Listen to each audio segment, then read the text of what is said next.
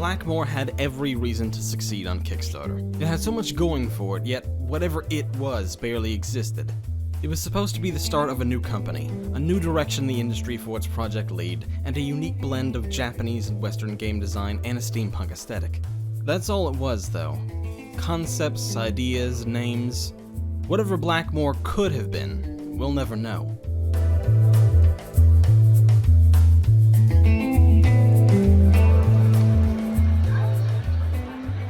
In 2013, Jeremy Blaustein formed, Ikioi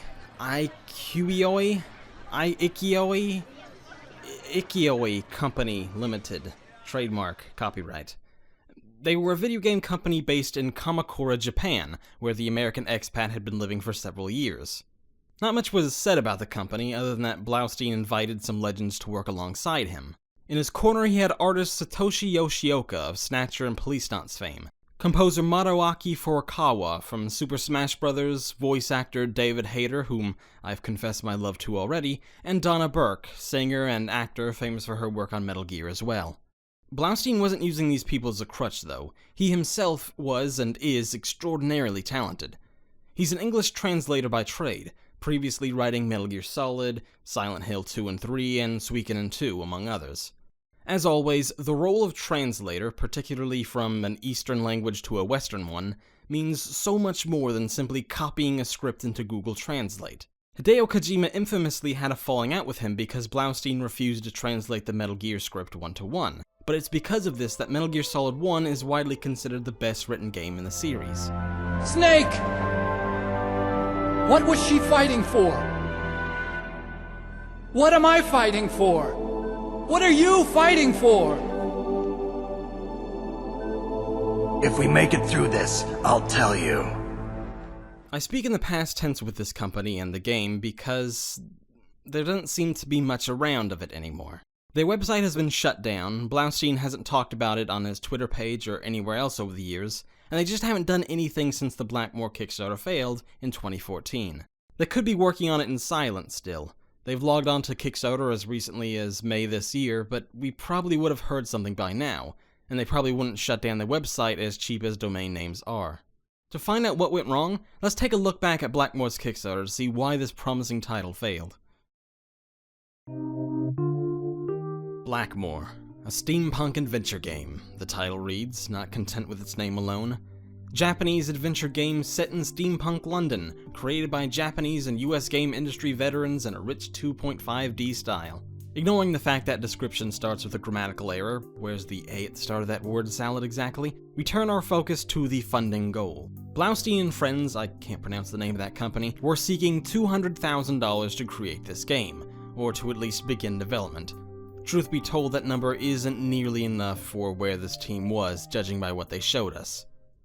Right under the pitch video, we're greeted with links to some updates, as well as 2 screenshots from a very early build of the game. You'll notice the 2 protagonists are modeled, but have no textures, and the game world is very basic, with lighting unfinished. These images were added in later stages of the Kickstarter campaign, as well as the updated reward chart and videos in an effort to revitalize the fledgling Kickstarter. Before that, the page began with a summary of the game, and the image of Emma and Descartes, the 2 main characters. Blackmore is a Japanese adventure game that takes the best of the classic adventure genre, including awesome Japanese art, clever puzzles, and great storytelling, and combines them into an all-new game in a rich, immersive, isometric environment that will keep players on the edge of their seats. You play as Emma Blackmore, a brave young heroine who, along with the help of a steampunk gadget-laden robot sidekick Descartes, must track down a serial killer that's terrorizing the people of East London. From there it goes into the team behind the game, before launching into quite the wordy plot description. Seriously, check out these huge blocks of text dedicated to the story and characters alone. It reads more like a pitch someone would give to a game studio than one on a Kickstarter page, and while that's not a bad thing at all, it kind of highlights the disparity between a pitch a studio would give to a publisher and one that should be put on Kickstarter. Listen to this. This is part of the first paragraph in the summary section. Imagine an alternative London in the Victorian era. A world where European and Asian fashion and aesthetics collide. A world where advances in automation, electronics, and chemistry have ushered in a wondrous new world filled with robotic servants, steam-driven transportation, and ornately gilded steampunk gadgetry. But as wondrous as it may appear, all that gleaming steel and burnished brass hides an underbelly tainted by rust and tarnished with grime. It's fun to read, almost like a novel or short story in how it's written, but the whole thing is written like that, and it's more of a setup to the plot than actually detailing the plot itself. Not that you'd want to give too much of it away, but it doesn't sound like something you should be pitching the game with, at least not by itself. Only in the last paragraph or so of this description do you start to understand what the game is about, and that's solving some kind of unspeakable horror of a crime. Oh, and since it takes place in London in the 1880s, of course it's about Jack the Ripper. Of course it is. I'm not really sure why you'd spend so much time building a unique world with steampunk elements, only to recycle the same plot as every half-baked detective story ever written. It's kind of a waste, like spending a week working on a video you know is only gonna get 100 views or so. Oh. Alternatively, the gameplay section is rather meager. Of the 3 paragraphs, the first is dedicated entirely to explaining what a point-and-click adventure game is. The second is basically a plot explanation for why our adventure game protagonist has the ability to jam random objects together to make something useful. The third paragraph disjointedly talks about taking photographs, which was mentioned in the second paragraph, and Descartes' ability. Don't know if I'm actually pronouncing his name correctly. None of this gives you an idea of what the game will be like at all. It's nice to know you can take pictures, which will apparently be functionally useless as a gameplay mechanic, but we need to know how the game plays. All we really know about the gameplay itself is that it's point and click, there are puzzles, and it's a 2.5D isometric perspective. That just isn't enough.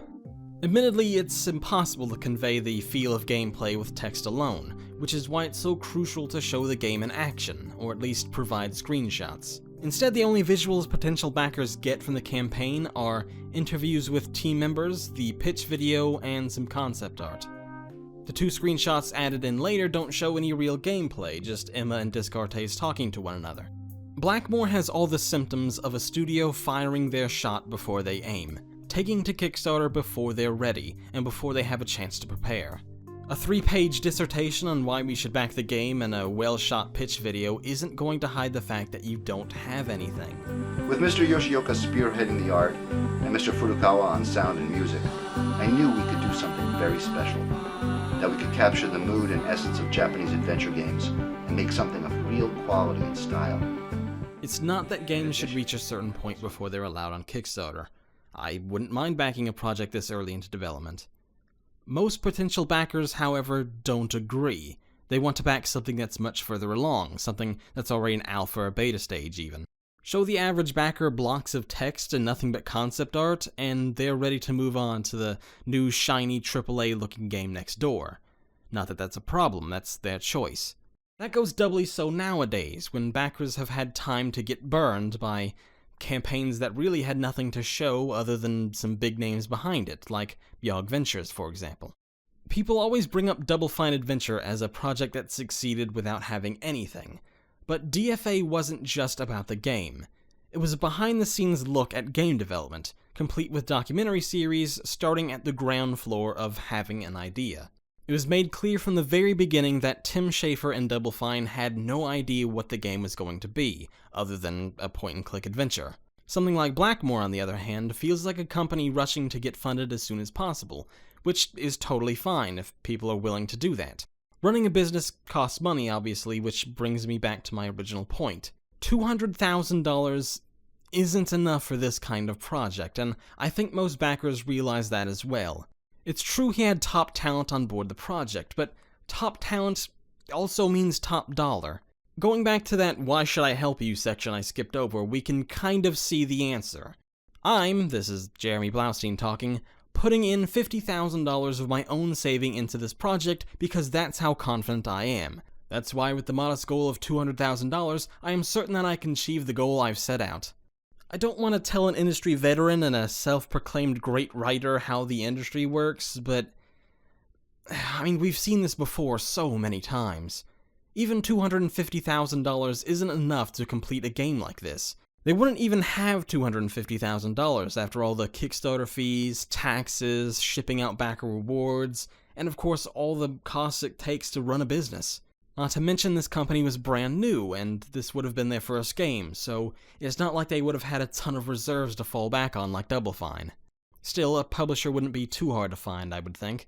Blaustein didn't really address the goal other than that previous line, but he did at least talk about the team's, and more importantly his own, inexperience in a situation like this a couple of times.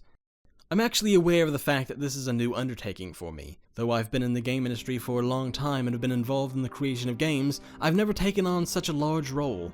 So why do I have the confidence that I can accomplish it? Well, the most important thing is I won't be doing it alone. With great contacts and access to top-notch talent, I promise to flesh out the team so as to guarantee a great result. And again, further down the page in the Risks and Challenges section, we have given a lot of thought to all potential issues and are well prepared to tackle them. On the production side, we are assembling a team of artists and sound professionals that can provide a steady pipeline of work so as to minimize any potential slowdowns. Furthermore, our vast contacts in the game industry are there at all times to advise and assist us in any way necessary. That didn't end up mattering though, as after 30 days the campaign raised only $77,000, not even half of its goal. Blaustein and the others didn't seem to realize that the problem was the lack of any gameplay until it was too late. He promised to return to Kickstarter after several months with plenty to show, and to let the game speak for itself. The game was renamed Blackmore's Bane, and yeah, that was the last we ever heard of it. Like other failed Kickstarter games that have vanished, the website for Blackmore's Bane is now something else entirely, full of Japanese girls wearing surgical masks. Unless the game has been totally redesigned, in which case, I have to give props to the developers for so radically overhauling everything. I have no doubt Blackmore could have been a great game. Blaustein really is a fantastic writer, and he assembled a lot of talent around him. But he was too willing to stand on that talent alone to sell Blackmore. So assured the names alone would sell the game, he didn't bother actually presenting the game itself at all. Kickstarter isn't like meeting with publishers. You can't just provide an idea, some flavor text, and concept art and expect backers to be taken in. You need to have an actual game to show.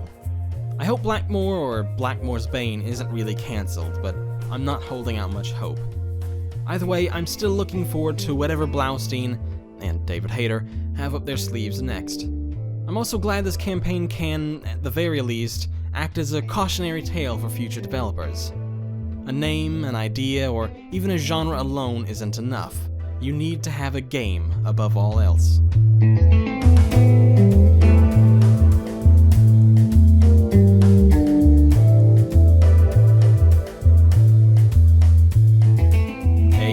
I hope you like the changes we've made to the show.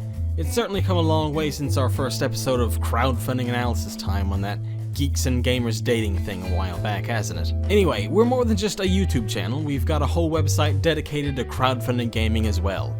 Last week I looked at the return of Lobo Destroyo on Kickstarter. Big Bad Beetleborg's Stephanie Smith released a massive article detailing all 85 Kickstarter games that have made their way to the PS4, and Giorgio Armani wrote an in-depth, hands-on article for the Dwarves. If you liked any of those articles or this video, why not throw some money our way on Patreon so we can stop begging, and pay our writers with something other than Vince McMahon's sweaty old socks? Although they smell surprisingly minty.